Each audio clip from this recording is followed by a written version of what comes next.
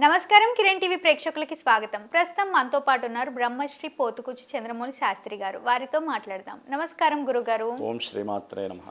గురుగారు, ఈ గురువారం దత్తాత్రేయ జయంతి ప్లస్ మార్గశిర మాస పౌర్ణమి వస్తుంది.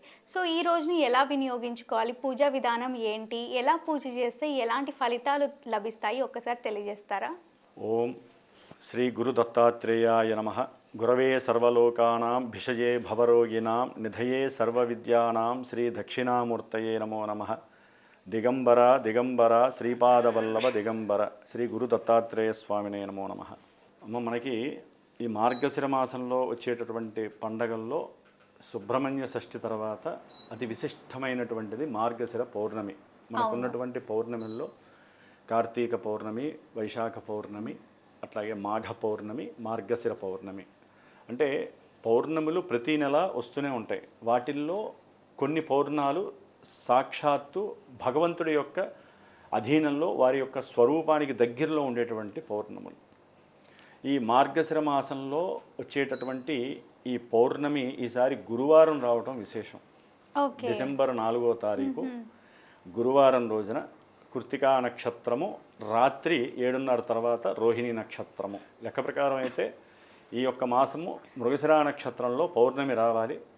అయితే ఏంటంటే నక్షత్ర భేదాలు ఉంటూ ఉంటాయన్నమాట. ఒక్కోసారి 24 గంటలు, 22 గంటలు అట్లా నక్షత్రం యొక్క మార్పు వలన, అంటే వాటి యొక్క దశ ప్రమాణం కాలంలో ప్రమాణం తేడా వలన మనకి తగ్గిపోతూ ఉంటుంది. కాబట్టి కృత్తికా నక్షత్రంలో మనకి పౌర్ణమి వస్తుంది. గురువారం రావటం ఇంకా విశేషం.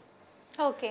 ఎందుకంటే సాక్షాత్తు మంత్రాలయం రాఘవేంద్ర స్వామి కానివ్వండి, దక్షిణామూర్తి వారు కానివ్వండి, లేకపోతే ఈ గురు దత్తాత్రేయ, అసలు స్వామివారిని వృత్తి దత్తాత్రేయుడు అంటారు. శ్రీ గురు దత్తాత్రేయ స్వామివారు అంటారు. సాక్షాత్తు మహాగురువు ఆయన. ఒక రకంగా మన మానవాళికి జ్ఞానాన్ని ప్రబోధించటానికి, అసలు జ్ఞాన చైతన్యము, జ్ఞాన స్వరూపం అంటే ఎవరంటే దత్తాత్రేయుని యొక్క స్వరూపము. ఆయన యొక్క స్వరూపాన్ని చూసిన వాళ్ళకి, ఆయన యొక్క శ్లోకాన్ని ఎవరైనా చదివిన వారికి ఆ రోజున, అట్లాగే ఎక్కడైనా దగ్గరలో దేవాలయం, దత్తాత్రేయుని వారి యొక్క దేవాలయం ఉంటే స్వామివారికి ఒక 16 ప్రదక్షిణాలు చేసిన గురువు యొక్క సంఖ్య. ఇక్కడ ఏంటంటే మనకి నవగ్రహాలకి లింకు పెడితే కనుక గురువు అంటే బృహస్పతి అధిష్టాన దేవతగా కూడా దత్తాత్రేయుల్ని ఎక్కువగా మనం తీసుకుంటూ ఉంటాము. దక్షిణామూర్తి అట్లాగే దత్తాత్రేయుడిని వాడుకలో తీసుకుంటూ ఉంటాము. అట్లాగే ఈ యొక్క గురుదోషాలు ఉంటూ ఉంటాయి. జన్మజాతకాలలో గురువు నీచస్థితిని పొందటము కానీ, గురువు శనితో కలిసి ఉన్న, గురు చండాలత్వ దోషమని గురువు రాహువుతో కలిసి ఉన్న, ప్రజెంట్ కూడా రాహువు తన యొక్క నవమ దృష్టితో గురువుని చూస్తున్నారు. గురువు వక్రించి కూడా ఉన్నాడు, ప్లస్ శత్రుక్షేత్రంలో ఉన్నాడు. అంటే మనకి నవగ్రహాలు, మనం బతుకుతోంది నవగ్రహాల వల్లనే, డైరెక్ట్గా దేవుళ్ళ వలన కాదు. మనం ఆరాధిస్తే వాళ్ళకి ఎప్పటికో చేరుతుంది, కానీ గ్రహాలు వెంటనే రిసీవర్స్, అవి రిసీవర్స్ లాంటివి మన మనసులో ఉన్నప్పుడు. మరి అలాంటి ఆ యొక్క గురువు అంటే బృహస్పతి పూర్తిగా బలహీనంగా ఉన్నాడు ప్రజెంట్. మరి ఆ బలహీనంగా ఉన్నటువంటి ఈ రోజుల్లో ఆయన అధిష్టాన దేవుడైనటువంటి ఆ దత్తాత్రేయుల స్వాముల వారిని ఆ రోజు ఉదయము ప్లస్ సాయంత్రము ఈ 2 పూట్ల చక్కగా ఒక 16 ఒత్తులు ఆవునేతితో వేసి స్వామివారికి, వీలుంటే సాయంత్రం పూట పౌర్ణమి రోజున తెల్ల గుమ్మడికాయ, అంటే గుమ్మడికాయ గురువుకి సంబంధించిందమ్మా. అంటే బృహస్పతి కొంచెం అది లావుగా ఉంటుంది కదా, అది బృహస్పతికి సంబంధించినటువంటిది.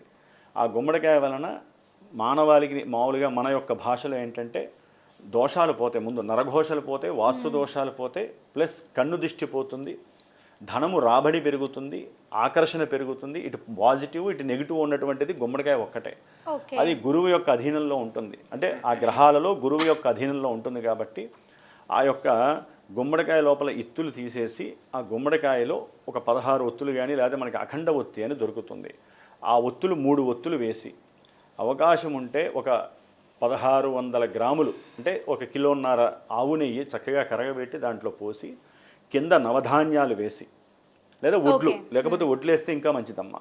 ఒడ్లు 1 వేసి మూకుళ్ళలో పెట్టేసి, ఒక మూకుళ్ళలో ఒడ్లు పోసి, దానిపైన ఆ గుమ్మడికాయ పెట్టి 3 ఒత్తులు వేసి, పసుపు కుంకుమ ధరింపజేసి, పుష్పాలతో అర్చన చేసి, అది ఎక్కడ దత్తాత్రేయుడి యొక్క ఫోటో ముందు కానివ్వండి, లేకపోతే మనకి దేవాలయంలో రావి చెట్టు ఉంటుంది. అవును, రావి చెట్టు. ఆ రావి చెట్టు ముందైనా సరే ఈ యొక్క నేను చెప్పినటువంటి ఈ యొక్క రెమెడీని చేయగలిగితే కనుక వివాహం కానటువంటి వాళ్ళకి ముఖ్యంగా సంతానము కలగరు అన్నటువంటి వారికి ఇలాంటివి చాలా చాలా యోగ్యాన్ని ఇస్తాయి.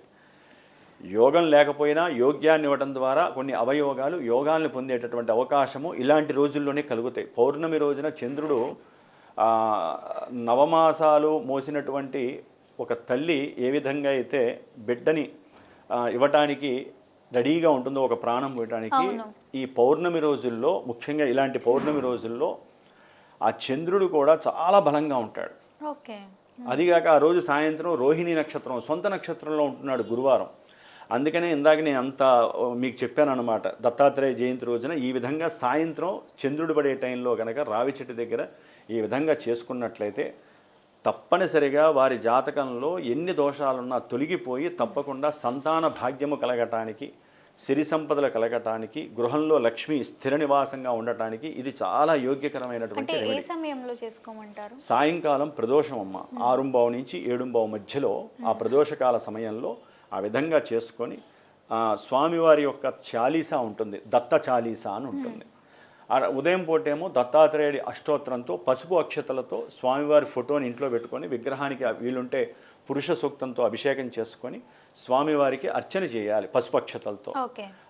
అట్లాగే విభూతితో కూడా అర్చన చేయాలి. కొంతమంది ఇళ్లలో శివలింగాలు ఉంటాయి. దత్త అష్టోత్తరంతోనైనా సరే శివలింగానికి అభిషేకం చేసి విభూతి వేసి ఒక బిల్వదలం పెట్టి చక్కగా ఆయన బొట్టు ధరించాలి. ఈ విధంగా చేయటం ఎందుకంటే ఆయన అత్రి అనసూయ అనేటటువంటి భార్యాభర్తలకి మహా ఋషిమునులకి జన్మించినటువంటి వాడు. అది కూడా ఆయనంతటా ఆయన అనుకొని దత్తుడుగా వచ్చాడు ఆయన. అంటే దత్తత స్వీకారం కాకుండానే ఆయనంతటా ఆయనే వారికి వరాన్ని ఇచ్చినట్టుగా బ్రహ్మ విష్ణు మహేశ్వరుల యొక్క త్రిమూర్తి స్వరూపమే దత్తాత్రేయ స్వామి. విష్ణుమూర్తి స్వరూపమే అది కూడా. చంద్రుడు దూర్వాసుడు, బ్రహ్మదేవుడు చంద్రుడిగాను, అట్లాగే మహానుభావుడు రుద్రుడేమో దూర్వాసుడిగాను, తర్వాత విష్ణుమూర్తి ఏమో మనకి అంశగా ఈ ముగ్గురు అంశాల స్వరూపమే దత్తాత్రేయుడు. కాబట్టి ఈ రోజున ఎవరైతే దత్తాత్రేయుడిని దిగంబర శ్రీపాదవల్లభ దిగంబర అనేటటువంటి నామాన్ని, అట్లాగే నాకు తెలిసి ఆ రోజు ప్రత్యక్ష ప్రసారం కూడా మరి గానుగాపూర్ ఉంది, అక్కడ పాదదర్శనం కూడా ప్రత్యక్ష ప్రసారం చేస్తే చెయ్యొచ్చేమో. అక్కడ దగ్గరగా ఉన్నవాళ్ళు వెళ్ళాలనుకునేవాళ్ళు అక్కడ నిద్ర చేసి వస్తే కనుక గానుగాపూర్ క్షేత్రంలో నదిలో స్నానం చేసి ఎవరైతే స్వామివారి పాదదర్శనము, అట్లాగే స్వామివారి యొక్క రావి చెట్టు కింద ఎవరైతే గురుచరిత్ర పారాయణ అక్కడికి వెళ్ళలేనటువంటి వాళ్ళు ఇంట్లోనైనా సరే ఆ రోజు ఉదయం నుంచి మధ్యాహ్నం లోపల ఏమీ తినకుండా ఈ విధంగా దీపారాధన అర్చన చేసుకొని గురుచరిత్రని గనక చేసుకున్నట్లయితే గనక ఆ గురుచరిత్ర పారాయణ యొక్క యోగ్యము వీరి కుటుంబానికి శ్రీరామరక్ష వంశ అభివృద్ధి కలుగుతుందని చెప్పడంలో దత్తాత్రేయుడి యొక్క చరిత్ర చదివితే అసలు మొత్తం ఏంటనేది, మానవ మనుగడ ఏంటి, ఎలా ఉండాలి, గురువు అంటే ఏంటో తెలుస్తుంది. కాబట్టి గురు చరిత్ర పారాయణ చేయండి, అదే దత్తాత్రేయుడి యొక్క చరిత్ర పారాయణ చేయండి. అట్లాగే దక్షిణామూర్తి వారు గురువారం దక్షిణామూర్తి కూడా గురువే కాబట్టి ఆయన దేవాలయాలకు వెళ్ళొచ్చు, లేదా ఆయనకి సంబంధించినటువంటి మంత్రాన్ని అయినా సరే చదివినటువంటి వాళ్ళకి దత్త అనుగ్రహం కలుగుతుంది, చక్కటి విశేష భాగ్యము కలుగుతుంది. డిసెంబర్ 4వ తేదీన ఈ యొక్క అవకాశాన్ని విడుచుకోకుండా చేయటం ద్వారా గురుబలం చాలా పెరుగు అవకాశం ఎక్కువగా ఉంటుంది. తప్పకుండా గురుగారు, ధన్యవాదాలు. శుభమస్తు. చూసారు కదా, మా వీడియో తప్పకుండా మీకు నచ్చిందని అనుకుంటున్నాను. అలా అయితే లైక్ చేయండి, షేర్ చేయండి. మరిన్ని ఇలాంటి ఇంట్రెస్టింగ్ వీడియోస్ కోసం మా ఛానల్ని సబ్స్క్రైబ్ చేసుకోండి. గురువుగారిని కలవాలి, మీకున్న సమస్యలకు పరిష్కారం తెలుసుకోవాలి అనుకునే వాళ్ళు వీడియోలో స్క్రోల్ అవుతున్న నెంబర్ని కాంటాక్ట్ అవ్వచ్చు. Thank you.